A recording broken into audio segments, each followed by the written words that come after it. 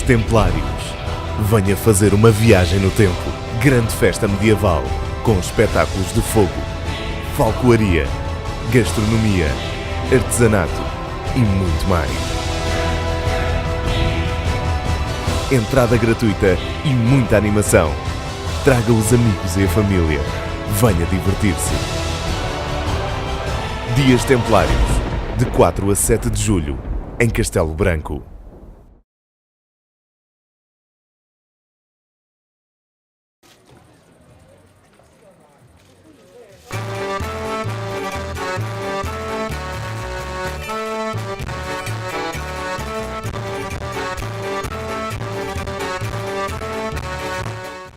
A apresentação do candidato do PSD, Paulo Moura Dias, foi ao ar livre no anfiteatro do Monte do Índio, que não lutou. Uma noite com algum frio e que aqueceu com as propostas dos líderes do PSD. Foram 6 os discursos da noite. Paulo Bem-Crença lançou baterias à campanha socialista. Não participou em decisões. Não passou horas nos corredores do governo para resolver situações. Nem sabe fazer isso sequer. Não tem um verdadeiro projeto para Castelo Branco. É uma fraude política, é um embuste político. O líder distrital aponta a candidatura como um novo ciclo e sinal de liberdade. Paulo Moura Dias é o candidato do PSD, mas é muito mais do que isso. E por isso mesmo quero-lhe aqui dizer que há características na sua pessoa que para nós são extremamente relevantes. A sua tranquilidade, a sua tenacidade, a sua capacidade de trabalho, o seu entusiasmo, a sua força e a sua dedicação a este Conselho. Muito obrigado por ter posto tudo isso ao serviço do PSD, mas essencialmente ao serviço do Conselho de Castelo Branco. O líder da bancada parlamentar do PSD, Luís Montenegro, aponta Paulo Moura Dias como o candidato original, não herdeiro de alguém e não é muleta de ninguém. Não é uma candidatura fácil, porque enfrenta um poder instalado há muitos anos, muito ramificado, com, enfim, uma teia de interesses e de cumplicidades própria de quem está há muito tempo a exercer o poder, mas, sobretudo, um homem e um candidato que vale por si, vale por aquilo que são as suas características, as suas qualidades. Um candidato que não é muleta de ninguém, nem precisa de muleta de ninguém para se afirmar como um líder para esta terra. E o nosso candidato, o engenheiro Paulo Moura Dias, que junta a esta candidatura, felizmente, mais do que aquilo que representa a força do PSD, que já é muita, não pretende nem quer ser, nesta campanha e nesta caminhada, a cópia de ninguém. Ele é um candidato original, é o nosso. Não quer representar o papel de ninguém, não quer imitar o papel de ninguém, não quer ser herdeiro do papel de ninguém. Quer valer-se por si, quer valer-se pela equipa que o vai acompanhar e, sobretudo, quer valer-se pelas ideias e pelos projetos que tem para esta terra. Esta é uma candidatura que não quer deixar ninguém para trás.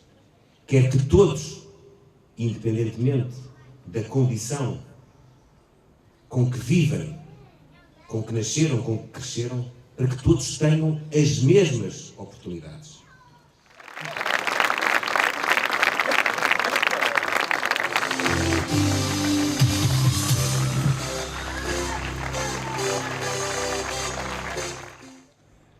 Mas todos nós temos a convicção que já entramos num período de hiperinfraestruturação, de gastar por gastar, de obras avulsas, de navegação à vista, com poucas ou nenhumas mais-valias para o Conselho, em que apenas está em causa quantas vezes se pode virar a pedra de uma calçada. Gastar é investir? Claramente que não. O ciclo da resolução dos problemas através do botão e do dinheiro acabou. E ficamos contentes por saber que estamos a marcar a agenda. Nunca tanto se falou e tantos se lembraram de falar em investir em economia e em emprego. Mas porquê só agora se lembraram?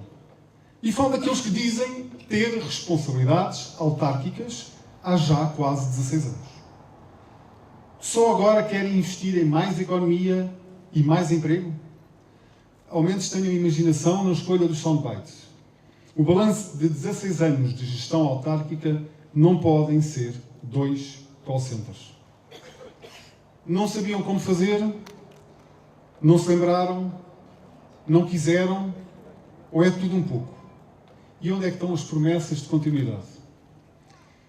Temos museus feitos há vários anos vazios, sem pessoas. Perguntem em Lisboa, Coimbra ou no Porto, onde fica o Museu Cargaleiro, que ninguém sabe. Vão ao Parque da Cidade e contem as pessoas. Vai ser fácil. Só agora se lembram de potenciar a obra feita? Conclusão de tudo isto. Querem continuar a navegação à vista. Tínhamos de entrar num novo ciclo, em que privilegiaremos o desenvolvimento económico, a criação de riqueza, de emprego, em quantidade e em qualidade. Não há outro caminho. Esta aposta permitirá a resolução de outros problemas, nomeadamente ao nível social. Porque convém lembrar que são muito graves as situações que hoje assistimos em Castelo Branco. Choca, mas chama-se fome. As medidas existentes não podem ser aplicadas como regra, mas sim serem a exceção. Castelo Branco tem que deixar de ser o campeão do desemprego no distrito. A recessão e a crise parecem existir apenas no concelho de Castelo Branco. Os bonitos dos jardins da cidade não podem servir apenas para sentar os desempregados. Os call centers e os hipermercados não podem ser o destino de trabalho de licenciados e mestres que ajudei a formar nos últimos 13 anos e que tanto custam ao Estado. O centro da cidade não pode servir apenas para palco de festas de vez em quando. Já alguém pensou, com certeza que sim, nos custos astronómicos de manutenção, conservação, dinamização de grande parte das tão afamadas e badaladas infraestruturas? Já alguém pensou que já hoje estamos a hipotecar os IMIs, os IRS e as outras taxas a cobrar no futuro? Alguém perguntou isso às gerações vindouras? Já alguém se questionou sobre porque foram precisos 8 anos de taxa máxima de IMI neste concelho? E porque só no ano passado esta taxa passou para o mínimo? E já agora fica uma informação de que há mecanismos para que os valores do IMI deixam ainda mais. Assim, a autarquia o queira. E o IRS, que a autarquia teima em não devolver aos cidadãos. Senhores candidatos a autarcas das freguesias. As freguesias, connosco, e os senhores candidatos a autarcas das mesmas já o sabem, vão deixar de ser a despensa da cidade, onde esta vai buscar a população e tenta, a todo custo, ir buscar os projetos de investimento. Estes deveriam ser incentivados e não o contrário como até hoje. Porque eu não conheço melhor meio de fixação da população nas freguesias.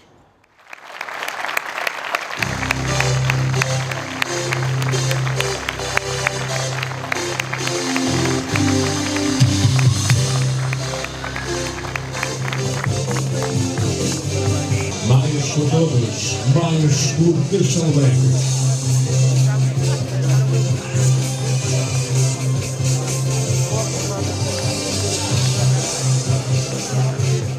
Muito forte, que é uma candidatura abrangente de uma pessoa que eu conheço bem, que tem créditos firmados do ponto de vista profissional, do ponto de vista de dedicação à causa pública, do ponto de vista da sensibilidade social que tem estado presente em várias dos seus trabalhos de natureza pública e, portanto, alguém que tem uma qualificação especial para poder ser autarca num tempo difícil, em que há poucos recursos e em que é preciso mobilizar a sociedade para cumprir o principal desidrato da comunidade, que é criar oportunidades para que todos possam ter um projeto de vida viável, que o mesmo é dizer, possam ter emprego, possam ter a possibilidade de se fixarem na sua terra, na terra onde nasceram, onde viveram, onde estudam, onde trabalham e poderem aproveitar o potencial que as infraestruturas que entretanto foram construídas proporcionam, por um lado, e por outro lado, aproveitar também o potencial, os recursos naturais e os recursos humanos que aqui existem. Portanto, nós acreditamos que esta candidatura vai conseguir soltar-se, vai conseguir conquistar a adesão e a confiança dos habitantes de Castelo Branco, não só aqueles que acreditam no PSD, mas muitos outros que, não sendo do ponto de vista partidário do PSD, acreditam neste líder, nesta equipa, neste projeto, que não é um projeto que queira fundamentar-se em mais nada que não na capacidade daqueles que a protagonizam. Isto é, vamos ter mais medidas? Nós temos uma legislatura que é uma legislatura muito complexa, muito difícil. Nós iniciámos precisamente, faz hoje 2 anos, um percurso de recuperação da nossa soberania que foi perdida, foi entregue aos nossos credores e que impunha um determinado conjunto de condições que nós inevitavelmente tínhamos que cumprir para recuperar a nossa credibilidade e para recuperar a capacidade de sermos autónomos nas nossas decisões. E, portanto, eu diria que esta primeira fase da legislatura foi aquela onde foi, imperioso pedirmos mais sacrifícios, mais esforço, que não podemos agora desperdiçar, devemos agora aproveitar para, numa segunda fase, termos um crescimento económico sólido, que não vai ser,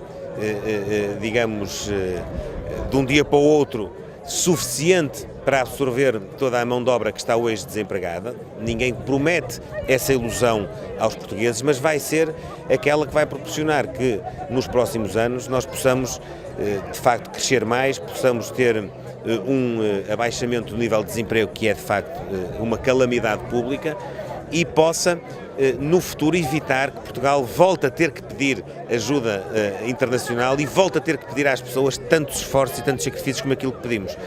Eu creio que, uma vez estabilizado do ponto de vista financeiro o país, uma vez assegurado o cumprimento daquilo que era o contrato que assinamos com os nossos credores, no caso a Troika, com a perspectiva de regressarmos agora a mercado este ano, com a perspectiva da Troika sair do país em maio do próximo ano, nós podemos acreditar que, também com alguma ajuda que terá que vir da Europa, como sabemos está economicamente a definhar muito, que com isso poderá haver condições para termos uma recuperação, para podermos ter um Estado mais eficiente, a gastar menos e para podermos baixar a carga fiscal, que é hoje impeditiva muitas vezes do investimento das pessoas, das famílias e também das empresas. Falou numa das suas propostas de ação, uma estratégia, é a redução de impostos municipais.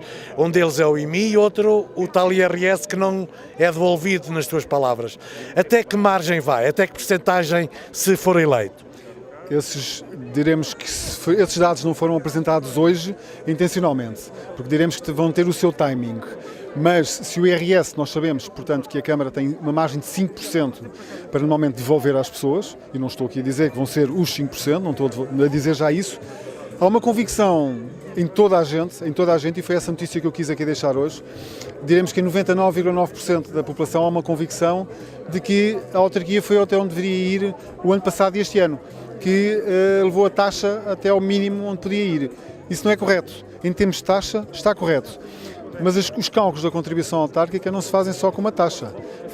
A taxa é aplicada sobre um valor patrimonial. E a maneira como se faz o cálculo do valor patrimonial, há uma condicionante desse cálculo que está nas mãos da autarquia. E, naturalmente, como eu disse, em devido tempo também tornaremos a falar nisso. Outra das suas grandes apostas vai ser o emprego, uma vez que deixa fortes críticas, em 16 anos praticamente só 2 call centers. Queremos só saber se já tem ideias no concreto para esta estratégia. Há ideias no concreto que também, mais uma vez, serão apresentadas em devido tempo. Estas coisas têm, assim, os seus passinhos de cada vez. Vamos apresentar as coisas um passinho de cada vez. E, naturalmente, que já há essas ideias, e mais que não é ideias, há mais que isso. Já há coisas, situações concretas. Quando eu falo em 2 call centers, então eu limitei-me a citar um balanço que saiu há pouco mais de um mês, um balanço que saiu do resultado da gestão autárquica de 16 anos. Portanto, em que terão sido como balanço, como conclusão corolário do desenvolvimento económico do Conselho, terão sido abertos 3 call centers em Castelo Branco. E um deles, sabemos pelas razões que foram, entretanto fechou. Portanto, estão 2 abertos. Portanto, eu limitei-me a citar uma entrevista que foi dada na própria pessoa do responsável destes últimos 16 anos. E eu, com isto, atenção, eu apenas frisei um facto. Não é propriamente a crítica que eu estou a fazer, os olhos estão postos no futuro, é para aí que nós estamos a olhar e, portanto, em relação a isso, eu não critiquei. Limite-me. Essa é a situação concreta, é a situação atual que nós temos. Portanto, é com estes dados que nós temos de trabalhar e, naturalmente, é este dado que nós queremos alterar completamente.